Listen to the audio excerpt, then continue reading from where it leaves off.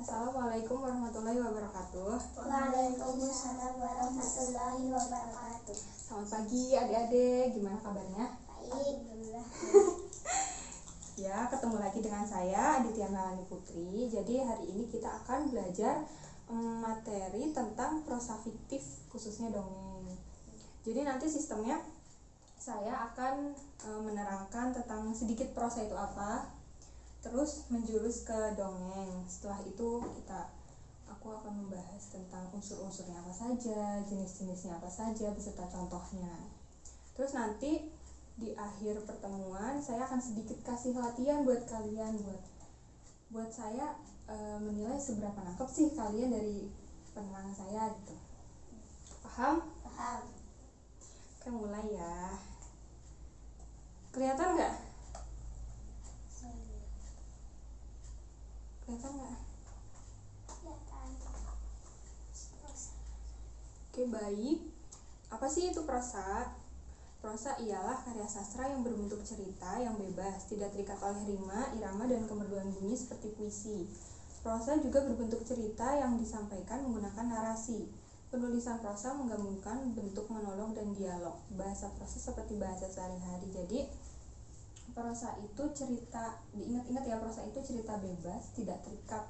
Kalau misalkan puisi kan ada irama, ada intonasi. Kalau prosa itu bebas, terus bentuknya narasi, disampaikan menggunakan narasi. Lanjut, menurut isinya prosa terdiri atas dua, prosa fiksi atau fiktif ya, fiktif. Prosa fiktif sama prosa non fiktif. Apa sih prosa fiktif? Prosa fiktif itu prosa yang berupa cerita rekaan atau hayalan pengarangnya. Isi dari cerita tidak sepenuhnya berdasarkan fakta. Prosa fiksi disebut juga karangan narasi sugestif atau imajinasi. Prosa fiksi berbentuk cerita pendek, novel, dan dongeng. Nah, ini yang bakal kita bahas nanti, dongengnya. Jadi prosa fiksi itu cerita rekaan, jadi nggak sesuai kenyataan.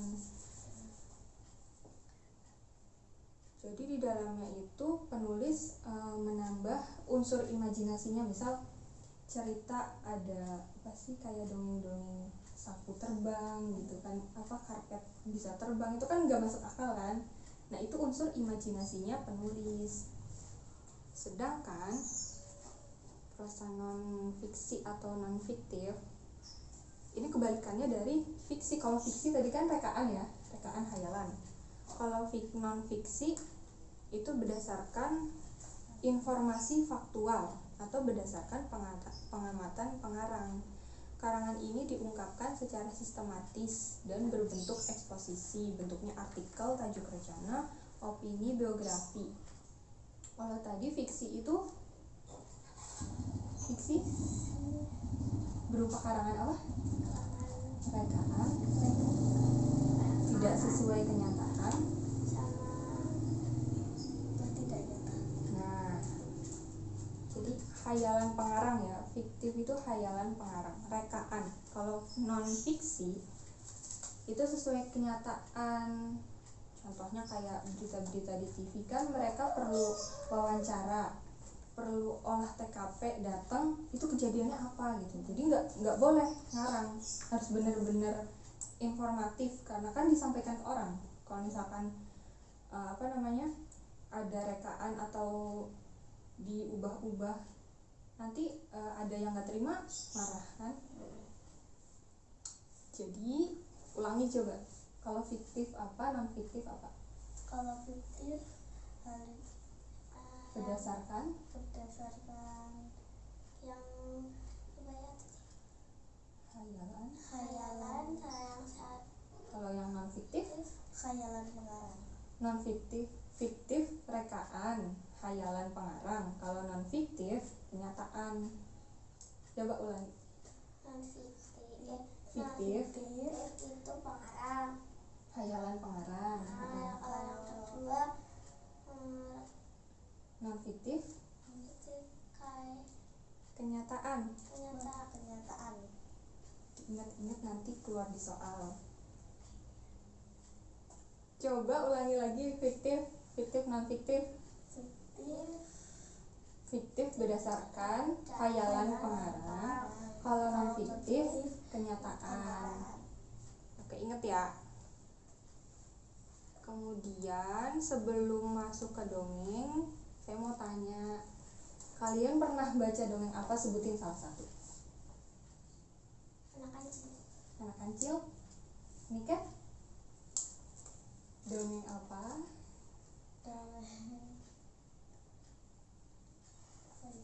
Cinderella.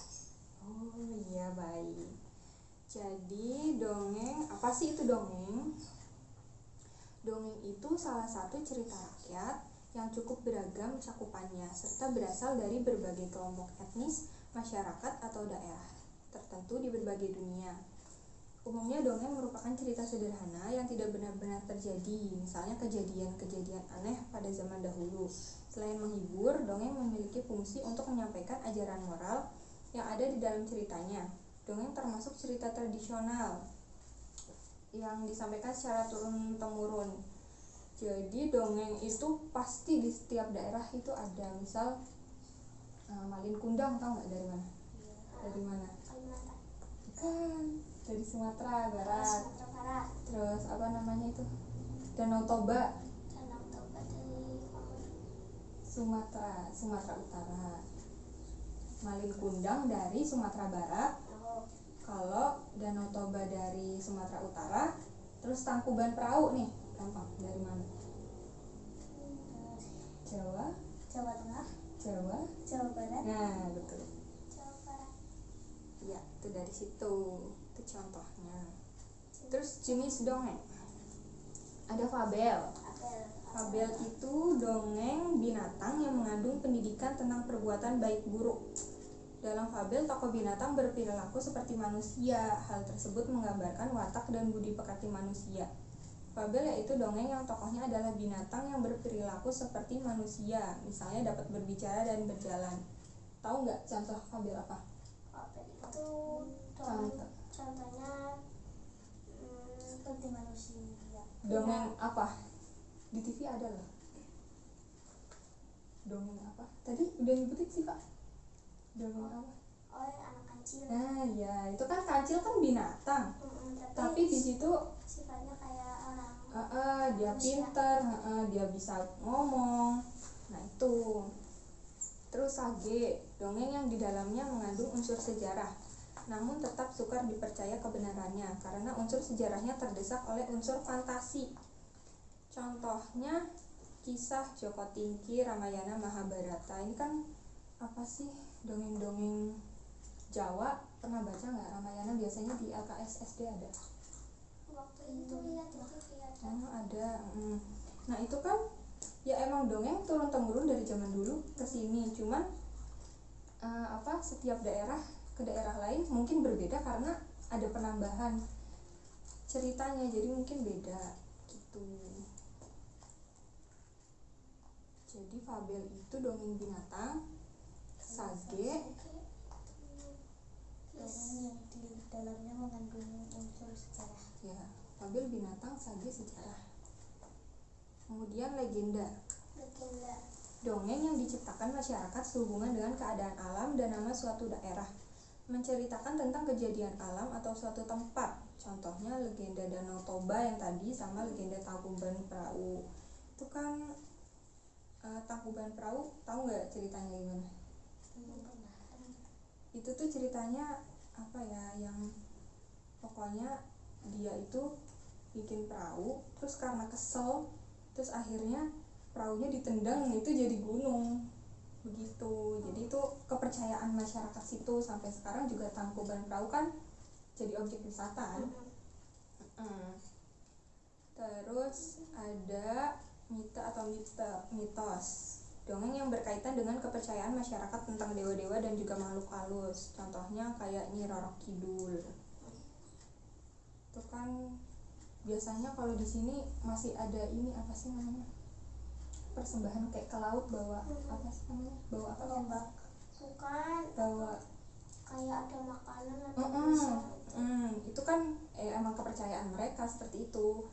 Jadi Ya mereka setiap tanggal apa, setiap hari apa gitu bawa kayak gitu. Kepercayaan. Legenda tadi apa?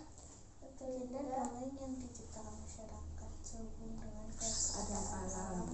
dalam suatu daerah. Legenda itu dari masyarakat ya, dari masyarakat biasanya tentang daerah itu. Terus mitos, kepercayaan masyarakatnya tentang dewa-dewa. Terus parabel, dongeng perumpamaan yang di dalamnya mengandung kiasan-kiasan yang bersifat mendidik, mengandung nilai-nilai pendidikan. Parabel juga dapat berupa cerita pendek dan sederhana yang mengandung hikmah atau pedoman hidup. Contohnya ada kisah para nabi dan dongeng si Malin Kundang. Kisah para nabi itu kan banyak banget ya, maksudnya nilai-nilai yang dapat kita terapin, kayak yang apa namanya tuh yang disembelih, siapa coba, nabi siapa? Nabi Ismail. Ya benar itu. Terus Malin Kundang juga kan nilai-nilai pendidikannya apa? Nakal. Pesan moralnya apa biar itu dari si Malin Kundang? Menurut pesan ibu. Ya terus jangan jadi anak Durhaka. nah iya. Terus dongeng jenaka. Dongeng jenaka itu dongeng lucu tentang tokoh tertentu, misalnya si Kabayan dari Jawa Barat, Lebay Malang dari Melayu, dan lain sebagainya. Di dongeng jenaka ini jelaskan ya dongeng lucu. Jadi tokohnya itu pasti tingkahnya lucu, kayak misalkan Kabayan kan dari Jawa Barat, Sunda ya. Bilangnya Sundanya gimana sih? Sunda medok mungkin ya, lucu. Terus dari tingkahnya, terus kepolosannya itu kan lucu. Parabel. Ingat tadi parabel apa? Dongeng yang bersifat mendidik. Parabel yang bersifat mendidik. mengandung nilai-nilai pendidikan. Ya. Terus dongeng jenaka, dongeng lucu. Yang lucu. Ya. Tokoh tertentu. Terus terakhir ada hikayat. Sebuah jenis dongeng yang berkisah tentang suatu kehebatan maupun kepahlawanan seseorang lengkap dengan kesaktian, keanehan, serta mukjizat tokoh utama. Contohnya hikayat si miskin dan hikayat si Rama. Jadi isinya tuh tentang kehebatan suatu tokoh yang di situ dianggap pahlawan, punya kesaktian, kayak dulu-dulu yang apa sih, cerita Jawa kan pasti yang Anoman gitu, punya kesaktian apa gitu, punya keris apa gitu. Terus lanjut ada ciri-ciri dongeng. Yang pertama, diceritakan dengan alur yang sederhana, karena memang dongeng itu atau ceritanya tuh nggak berat, yang mudah dipahami sama anak-anak. Terus penyebaran dan pewarisannya dilakukan secara lisan, yakni disebarkan melalui tutur kata dari mulut ke mulut. Terus bersifat anonim, yaitu nama penciptanya sudah tidak diketahui orang lain. Nah, karena penyebarannya tuh dari zaman dulu, kayak cerita dongeng apa sih, dongeng Danau Toba, Tangkuban Perahu, Malin Kundang, dari zaman dulu sampai zaman sekarang, sampai nanti pun itu ceritanya sama, nggak bakal berubah. Ya karena begitu, zaman dulu nggak tahu siapa tuh, entah itu yang menciptakan satu orang, apa dua orang, apa banyak orang, kan nggak tahu ya. Emang itu udah dari zaman dulu, jadi itu anonim. Anonim itu nggak tahu nama pengarangnya itu siapa. Nah, terus berisi amanat yang dapat diterapkan dalam kehidupan. Setiap dongeng pasti kan ada amanatnya kan, ada pesan moral gitu. Terus alur cerita singkat dan cepat, peristiwa yang ada di dalamnya kebanyakan fiktif atau khayalan. Nah itu kayak di depan tuh fiktif apa? Itu tadi Fiktif apa? fiktif itu terus yang kayak Khayalan ya, betul. Iya. Terus lanjut ada unsur dongeng. Pertama ada unsur intrinsik. Unsur intrinsik itu unsur yang membangun dari dalam. Ya, ingat unsur yang membangun dari dalam. Itu ada tema. Tema itu ide gagasan. Jadi kalau kalian mau buat suatu cerita, harus ada temanya. ya tema dulu. Kamu tentuin apa temanya, misalnya temanya tentang kedisiplinan atau kejujuran atau anak apa gitu. Harus temanya dulu, baru nanti isinya. Terus latar apa latar? Latar itu yang diceritakan, Apa? Tempat. Nah, betul. Terus alur jalan cerita. Alur itu jalan ceritanya, ada alur maju, alur mundur, ada alur campuran. Terus tokoh. Tokoh itu orang. Iya, betul. Pelaku. Terus kelima penokohan, tahu? Kan itu yang apa ya? Orang. Tokoh sama penokohan beda loh. Tokoh itu pelaku, penokohan itu wataknya. Jadi misal Malin Kundang itu tokohnya. Nah, penokohan dari Malin Kundang tuh misal baik apa buruk gitu. Nah, ya wataknya. Terus sudut pandang. Sudut pandang itu sudut pandang dari pembaca. Kita sebagai pembaca, misal Niken baca cerita Malin Kundang. Nah, menurut Niken itu Malin Kundang baik, tapi Siva beda lagi. Menurut Siva Malin Kundang itu jahat. Itu sudut pandang masing-masing. Terus terakhir ada amanat. Ada pesan moral. Nah, betul. Amanat itu pesan moral. Nah, terus lanjut ada unsur ya ekstrinsik.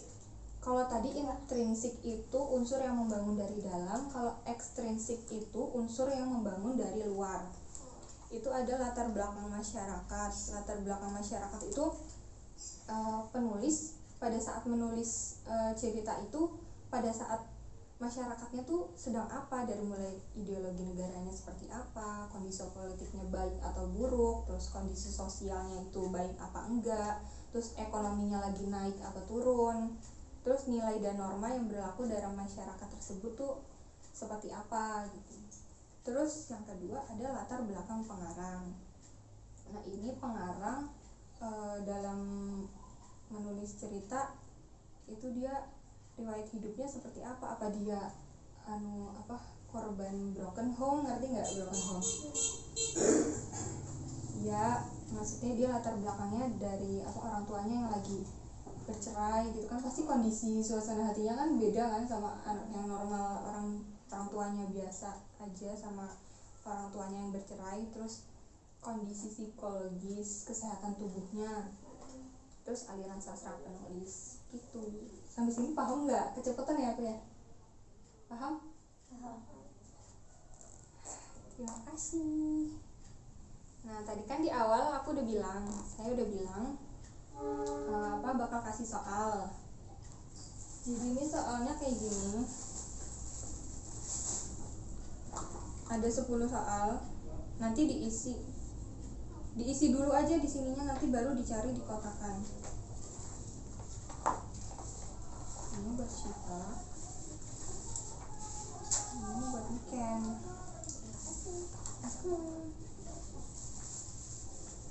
Yuk digarap. Aku nggak ada pensil. Diisi nomor 1, tahu nggak? Yang di awal ini. Pertama tadi kita bahas apa? Bahas itu prosa. prosa. Nah, iya nomor 1. Ditulis aja nggak apa nih? Prosa di sini. Iya, ditulis dulu. Oh iya, jangan lupa nama ya, nama sama kelas. Iya.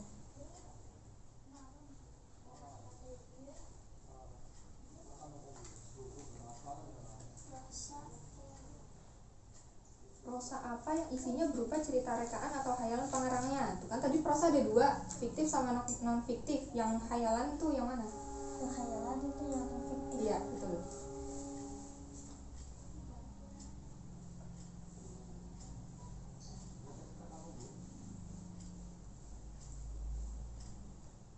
Cerita yang menghibur Dan memiliki fungsi untuk menyampaikan ajaran moral yang ada di dalam ceritanya. Apa? Setelah prosa kita belajar apa? dongeng. Nah,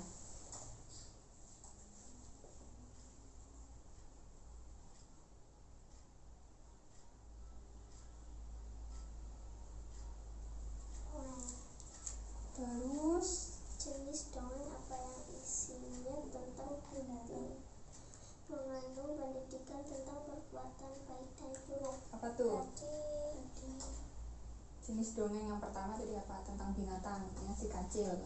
berbeda. Bukan.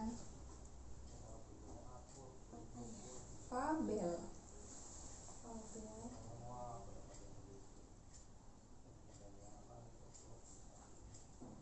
Jadi dongeng apa yang berkisah tentang suatu kehebatan maupun kepahlawanan. Apa tuh? Tadi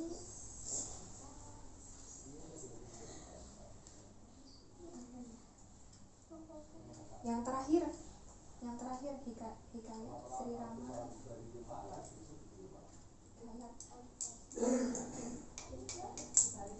Itu jawabannya, hikayat.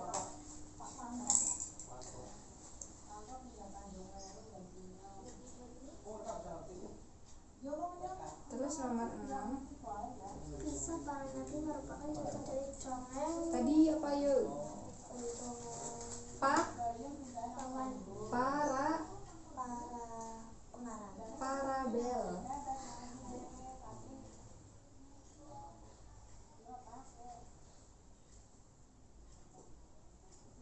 Kalau unsur yang membangun dari dalam disebut Apa tuh? tadi Ada 2. Intrinsik sama ekstrinsik. Yang dari dalam yang mana? intrinsik. Ya.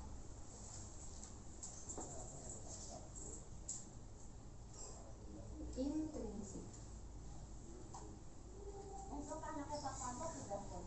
Ciri-ciri dongeng yang nama pengarangnya tidak diketahui disebut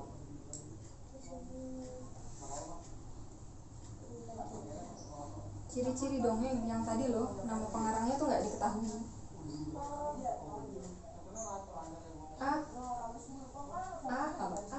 Amanat No.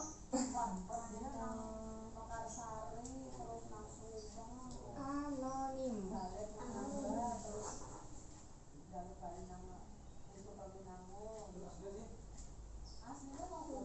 cerita Maliku berasal dari daerah Sumatera Barat. Ya, betul.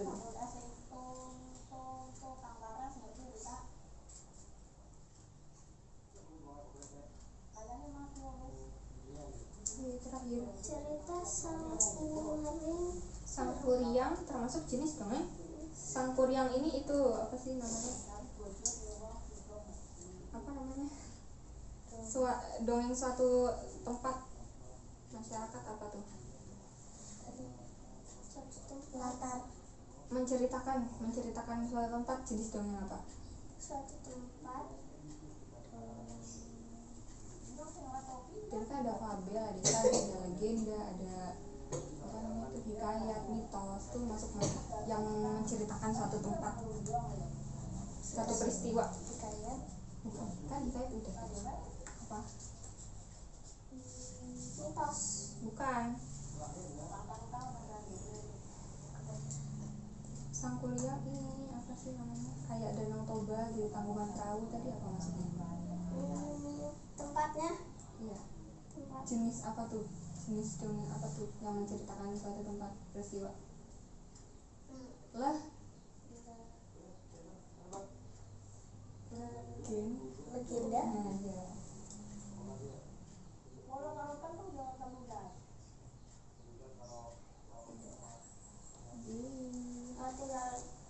Tinggal diisi katakannya. yang di sini apa yang di baliknya Di sini ada, di baliknya ada. terus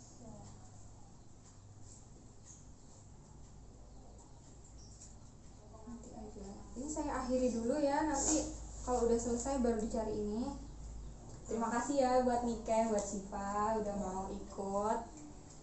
Maaf kalau misalkan Mbak Dita ngomongnya kecepatan, terus banyak salah kata. ya. Makasih. Wassalamualaikum warahmatullahi wabarakatuh. Waalaikumsalam warahmatullahi wabarakatuh.